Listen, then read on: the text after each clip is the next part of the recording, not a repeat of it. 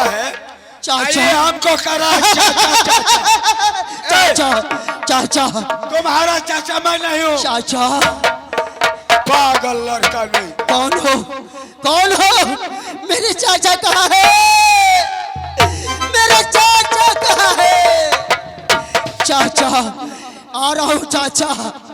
चाचा आ रहा हूँ। वो जहाँ जहाँ जाएंगे चाचा वो पास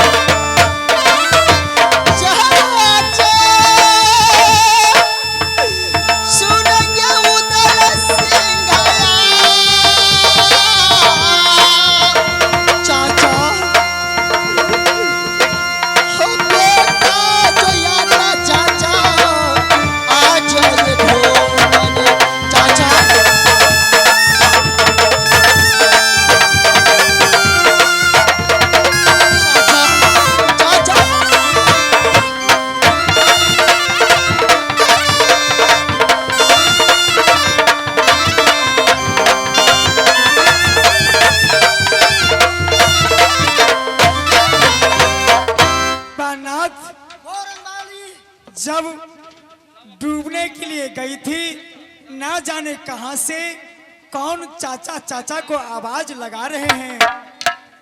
मोरंग रानी, इस दुनिया में कोई किसी का नहीं होता है।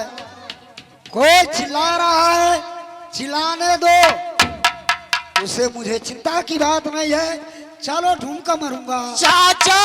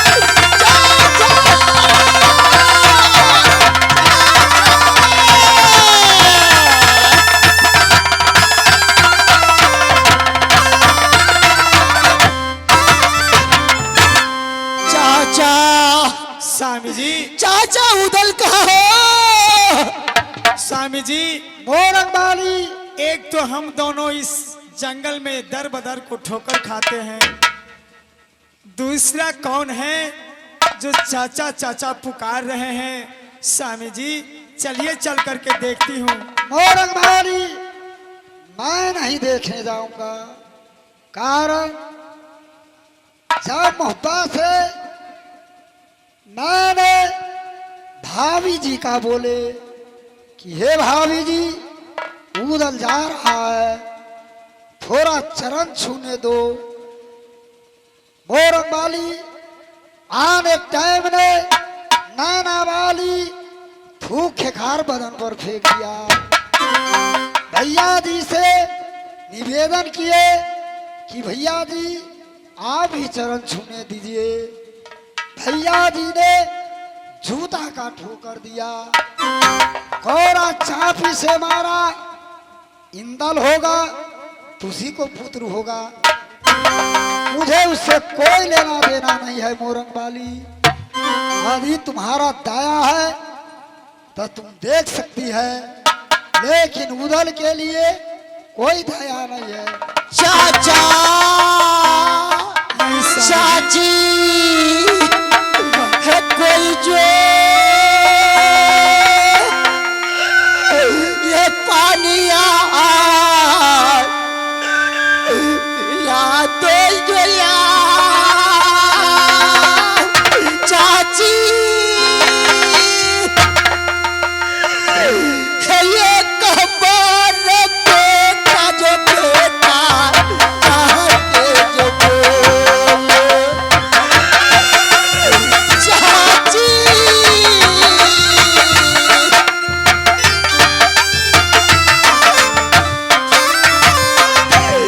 चाची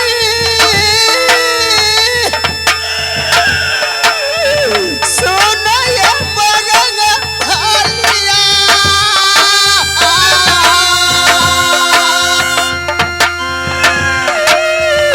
हे मोहब्बत नगरिया ये चाची तेज को आ चाची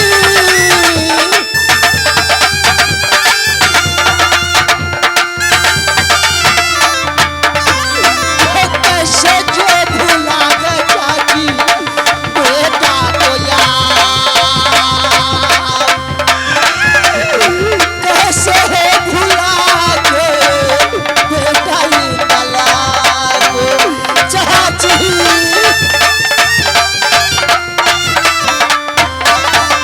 बेटा चाची एक तो मैं दर बदर के ठोकर खा रही हूँ, तुम किस लिए आए हो?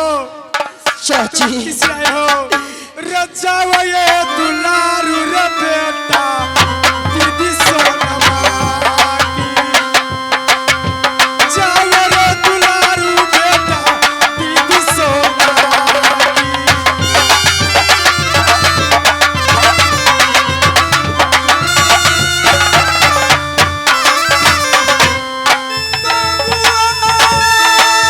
चाची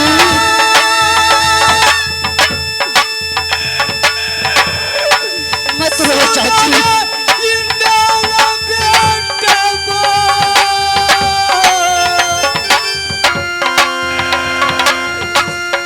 रहाये दुलारू रे बेटा दीदी सोना।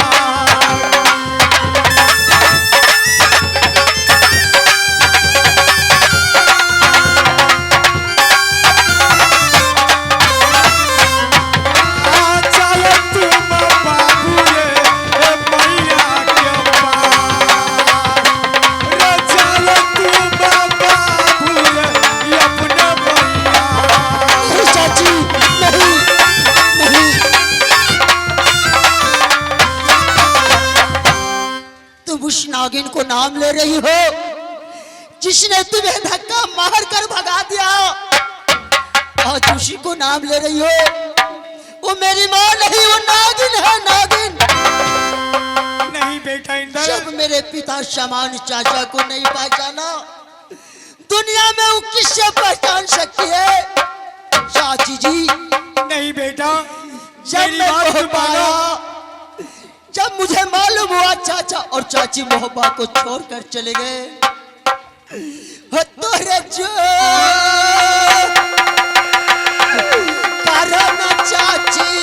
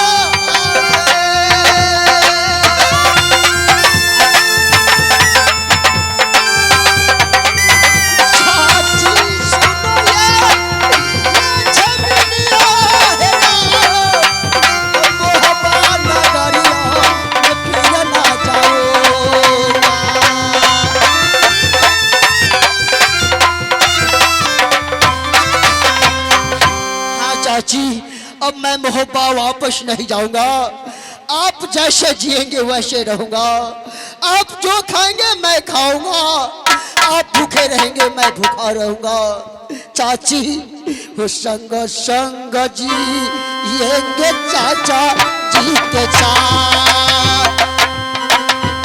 चाचा जी के साथ इंदल मरेगा।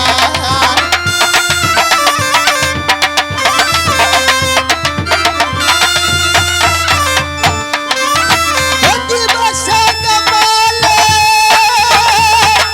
गई सजंगल में।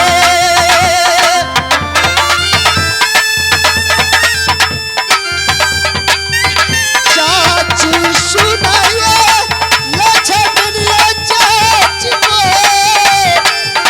को भूखा रहेगा इंदल इस जंगल में।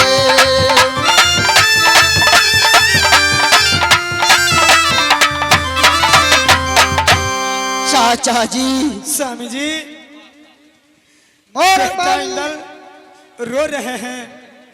इस समय बेटा इंदल कह रहे हैं कि चाची मैं भी आपको साथ रहूंगा। जहां चाचा जी रहेंगे चाची रहेगी वहीं मैं रहूंगा। क्या कीजिएगा? मोरंग बाली इस समय शुरू नारायण इस समय सूर्य नारायण उदय होने वाला है। सामने में मैया दुर्गा का मंदिर है। मैं जा रहा हूँ माँ गंगा में स्नान करने के लिए। इस समय तुम जाएगी लाल बाग फुलवारी में फूल चुन कर लाएगी। मैं पूजा करूंगा। आदि मैया दुर्गा यदि दाया आ गया तो मुझे विपद कट जाएगा। मोरंग बाली ठीक है स्वामी जी। मोरंग बाली इंदल चाचा जी तू मेरे साथ रहेगा। चाची तुम्हारी फूल लोड़ने के लिए जा रही है। नहीं चाचा जी, जब मैं आ चुका हूँ तो मेरे रहते हुए चाची जंग फूल में नहीं जाएगी लोरने। मैं जाऊंगा फुलवारी, मैं फूल चुन कर लाऊंगा चाचा जी। नहीं बेटा इंदल इंदल चाचा जी तू नागर महता का एक भैया मरफती का चिराग है बेटा। मोहब्बा का राजा है। यदि मैं दोनों प्राणी मर भी जाएंगे तो चिंता की बात नहीं है। इसलिए इंदल तू मेरी साथ रहो। मोरंग बाली इस समय जा रही है। नहीं बेटा चाची जी मैं खुद बगीचे में जाकर फूल चुन करके लाऊंगी। माँ दुर्गा की पूजा करूंगी। तुम मत जाओ बेटा। नहीं तुम चाची। अपने चाचा के साथ रहो। नहीं चाची नहीं, यह कार्य मुझे करने दीजिए चाची। आप चाचा जी को साथ रहेंगे, मैं जाऊंगा फुलवारी, मैं फूल चुन कर लाऊंगी चाची। फिर चाचा और आप सूर्य भगवान को पूजा करना चाची। मोरंग बाली हाँ स्वामी चलो जी। इस समय चंदन को फेर लें। दोनों प्राणी बैठ जाऊंगा। जब हिंदल आएंगे फूल लेकर स्नान कर लूंगा। माँ गंगा में सामने ने मैया दुर्गा का मंदिर है, पूजा करूंगा। इसके बाद कुछ मैं सोचूंगा। ठीक है स्वामी जी, जैसी आज्ञा। तो नाम चाचा जी मैं चलता हूँ।